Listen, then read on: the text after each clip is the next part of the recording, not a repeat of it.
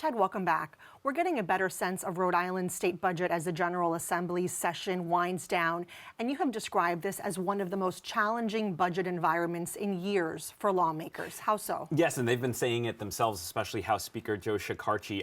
It's basically for one big reason, Michelle. The federal money that was provided either to help directly with the pandemic or relief money to recover from the pandemic is, I shouldn't say gone because some of it hasn't been fully spent yet, but it's been allocated. There's not more money coming in. And so the state is kind of back to budgeting, living within its means from the pre-COVID days, and that's a challenge. So this can get pretty wonky for those of us who are not Ted Nesi, who don't follow the minutia of the budget.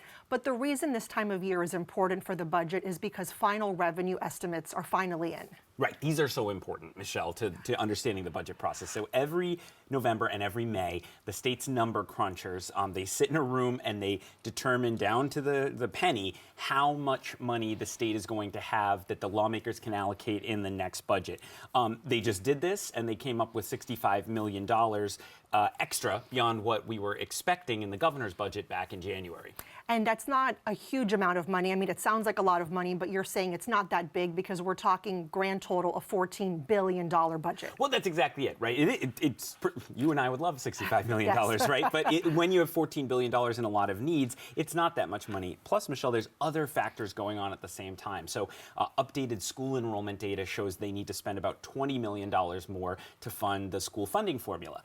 Union contracts came in higher than expected. They need about $15 million more to cover those. That's half the $65 million already before we get to any other asks anybody has. Right, and we all know that there are advocates pushing for the issues that they would like to see funded. Where does that stand? Well, one I have a close eye on, Michelle, is RIPTA, their public transit agency, because they have a very big deficit, tens of millions of dollars last time I checked. If lawmakers want to do something substantial to help them, they need a lot of money for that. Healthcare. You and I have been talking about that a lot on this segment.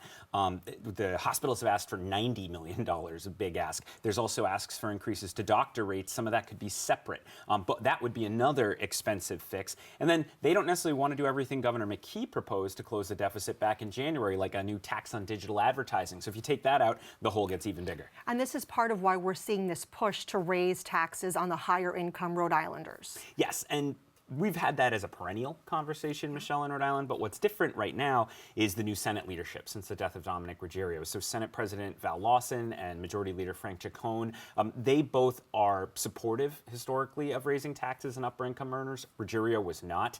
Now, the governor and the House Speaker are pretty cool to that idea, so it's not clear to me it's actually going to make it into the budget, but it is a change to have one of those, the three main parties in these budget negotiations actually supporting a tax increase, and they might get a little more of a hearing in this budget environment. Yeah. Good to see you. Thank you, Ted. Good to be here.